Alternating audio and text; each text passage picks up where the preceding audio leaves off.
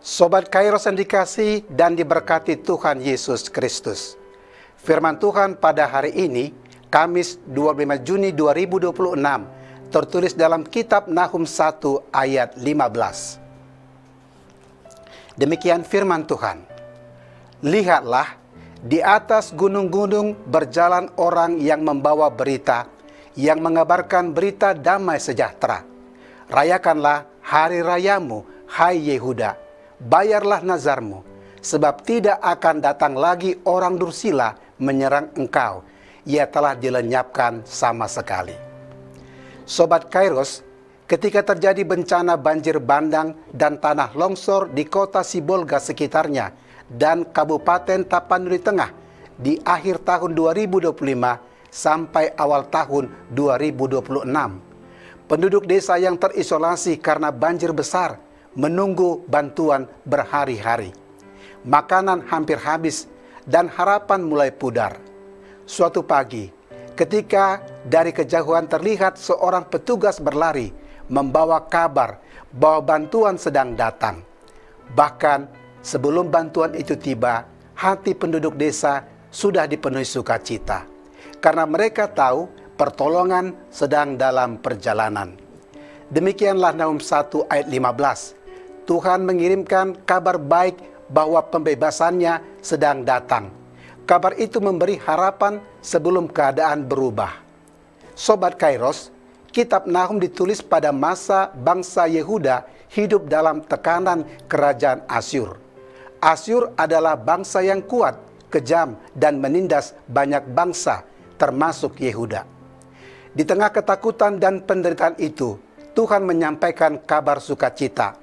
Musuh akan dihancurkan dan umatnya akan mengalami damai sejahtera.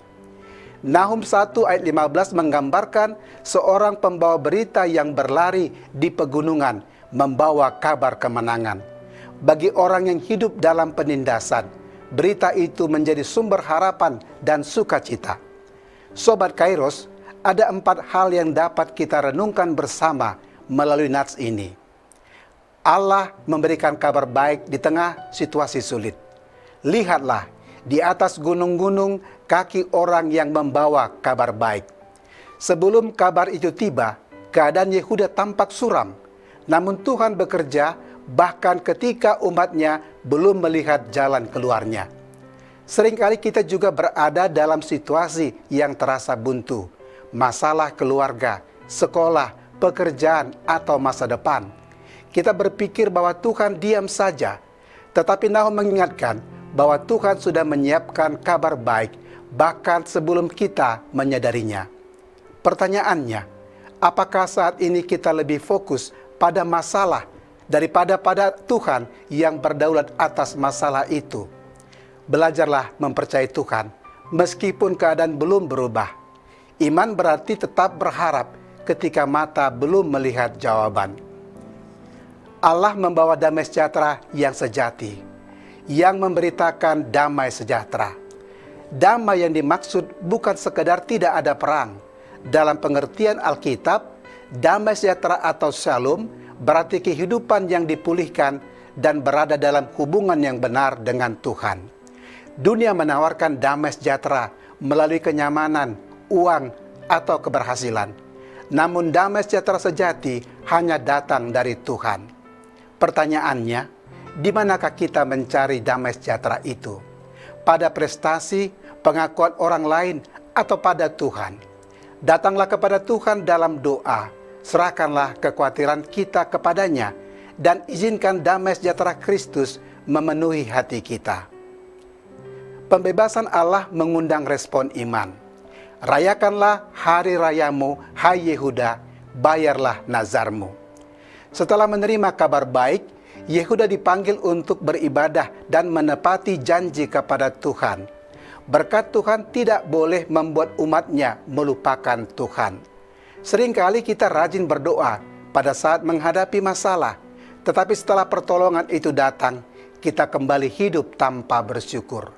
Pertanyaannya, apakah kita masih setia kepada Tuhan setelah menerima berkat-berkat-Nya? Ungkapkanlah syukur melalui ibadah ketaatan, dan hidup yang memuliakan Tuhan setiap hari. Allah memiliki kemenangan terakhir atas kejahatan, sebab orang dursila tidak akan lagi melintasi daerahmu. Tuhan menyatakan bahwa kuasa penindas tidak akan bertahan selamanya. Asyur yang tampak begitu kuat akhirnya dihancurkan. Ayat ini mengingatkan kita bahwa kejahatan tidak memiliki kata terakhir. Tuhanlah yang memiliki kata terakhir. Dalam Yesus Kristus, dosa dan maut telah dikalahkan. Pertanyaannya, apakah kita percaya bahwa Tuhan tetap memegang kendali ketika kejahatan tampak menang? Jangan menyerah kepada keputusasaan. Tetaplah hidup benar, karena Tuhan akan menegakkan keadilan pada waktunya. Sobat Kairos, inilah kabar baik tentang pembebasan Allah, berita damai sejahtera Allah bagi kita semua. Selamat beraktivitas Sobat Kairos semua. Tuhan Yesus memberkati. Amin.